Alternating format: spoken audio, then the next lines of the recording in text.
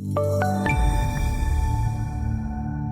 afternoon, this is Bob Iaccino coming to you from the CME Group trading floor in Chicago. Talking FX, going to talk about the euro today, which was up over 0.25%, going to about 116.45 on the futures contract, getting up as high as 116.58. So closing near the highs. That's the biggest gain in about 6 months.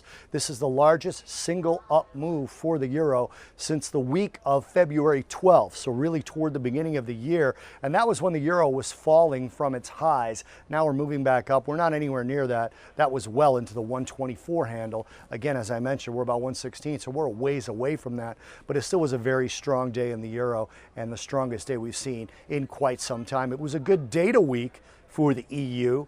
We had market IHS PMI numbers, manufacturing, composite, and services for both the EU and for Germany, the largest economy in the EU, and all of those basically beat expectations, all of those headline figures. So we didn't have a lot of critical EU data, but the data that did come out was of medium-term strength and was pretty solid, so it showed a little bit of a rebound. One of the headlines that was in the financial news earlier in the week is the euro economy shows signs of life. So you get a little bit of strength out of that. That's why we're seeing basically 3 to 4 up sessions in a row in the euro.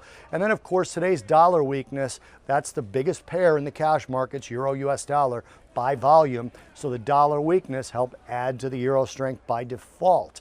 A lot of that coming off of some of the dovish talk from Loretta Mester, Esther George, Robert Kaplan, 3 very influential Fed presidents at the Jackson Hole Symposium, but also by Jay Powell, who was a little bit more dovish in his speech than I expected, but the market clearly expected it to be basically neutral, and it was taken as a lot more dovish, especially his comment that he didn't see inflation rising much past 2% in the near future. They did say they were staying on the same rate hike path, so keep an eye on that CME Fed watch tool in terms of what's going on for probabilities for a December rate hike. The September rate hike is likely baked in the cake at this point, but again, the dollar will give you a clue to how that's reacting, and then that CME Fed watch tool will be very critical. The euro will be the foreign currency most affected by continued dollar weakness, and that dollar weakness will be driven mostly by the Fed.